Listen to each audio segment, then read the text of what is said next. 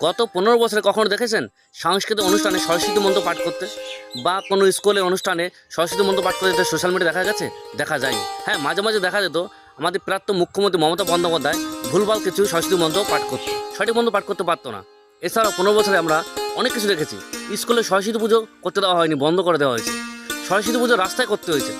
ভাবা যায় না, এই বাংলায় কত কিছু দেখতে পেয়েছে। আমাদের পশ্চিমবঙ্গের মুখ্যমন্ত্রী শুভেন্দু অধিকারী একটা অনুষ্ঠানে গেছিলো, সেখানে ছাত্রী এত সুন্দরভাবে সরস্বতী মন্ত্র পাঠ করলো, না দেখলে বিশ্বাস করতে পারবে না, যে শুনে তোমাদের মন ভরে যাবে। একবার শোনো মন্ত্রটা, সত্যি ভালো লাগবে।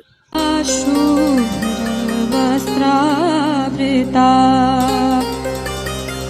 या वीणावरदण्डमण्डितकरा या श्वेतपद्मासना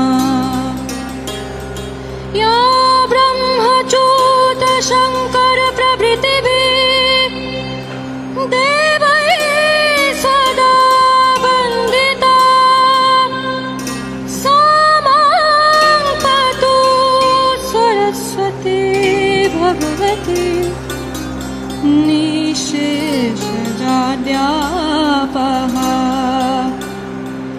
श्वेतपद्मासना देवी श्वेतपुष्पोपशोभिता श्वेताम्बरधरा नित्या श्वेतगन्धनुलेपना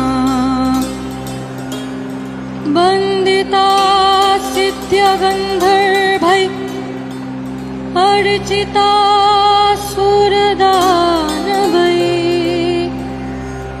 पूजिता मुनिभिः सर्वैः ऋषिभिः स्तूयते स्वदा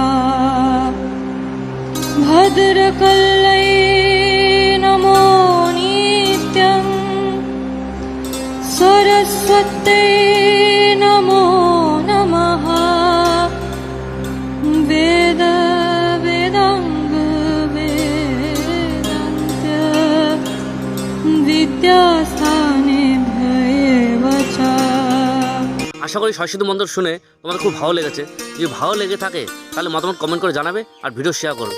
আমাদের পশ্চিমবঙ্গে শিক্ষা ব্যবস্থা আরও উন্নতি হতে চলেছে, আরও ভালোভাবে আশা করি। কারণ আগে যে সরকার ছিল সে পাশ ফেলের ব্যবস্থাটা উঠিয়ে দিয়েছিল। এখন নতুন যে সরকার এসছে সে নতুন করে চালু করেছে, পাস না করলে কোনো ক্লাসে ওঠানো যাবে না।